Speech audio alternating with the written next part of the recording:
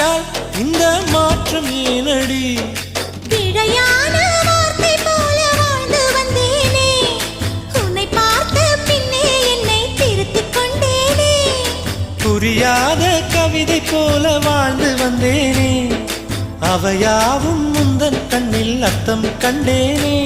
இந்த அருக புல்லின் மேல் பனித்துளியாய் நின்றாயே எந்த பருவத் தோள்களில்